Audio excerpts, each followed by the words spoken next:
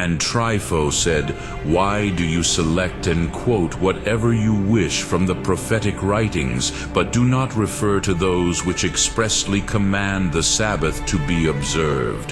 For Isaiah thus speaks, if you shall turn away your foot from the Sabbaths, so as not to do your pleasure on the holy day, and shall call the Sabbaths the holy delights of your God, if you shall not lift your foot to work, and shall not speak a word from your own mouth, then you shall trust in the Lord, and he shall cause you to go up to the good things of the land, and he shall feed you with the inheritance of Jacob your father.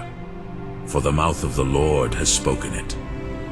In return, I, Justin, replied, "I have passed them by, my friends, not because such prophecies were contrary to me, but because you have understood and do understand that although God commands you by all the prophets to do the same things which he also commanded by Moses, it was on account of the hardness of your hearts and your ingratitude towards him that he continually proclaims them, in order that, even in this way, if you repented, you might please him, and neither sacrifice your children to demons, nor be partakers with thieves, nor lovers of gifts, nor hunters after revenge, nor fail in doing judgment for orphans, nor be inattentive to the justice due to the widow, nor have your hands full of blood.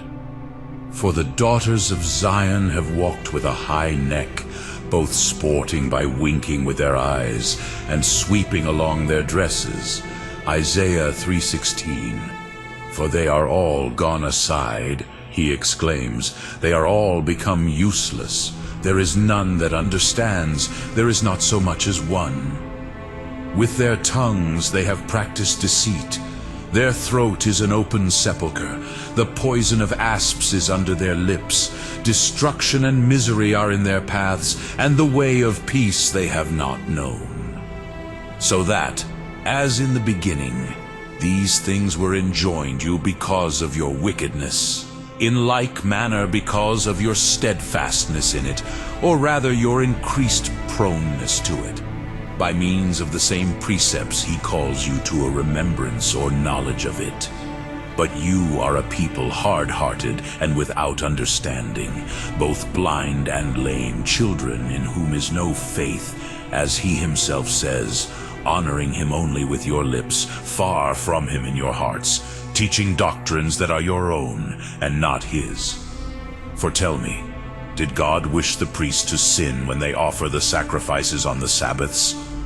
Or those to sin who are circumcised and do circumcise on the Sabbaths? Since he commands that on the 8th day, even though it happen to be a Sabbath, those who are born shall be always circumcised. Or could not the infants be operated upon one day previous or one day subsequent to the Sabbath, if he knew that it is a sinful act upon the Sabbaths? Or why did he not teach those who are called righteous and pleasing to him, who lived before Moses and Abraham, who were not circumcised in their foreskin, and observed no Sabbaths, to keep these institutions?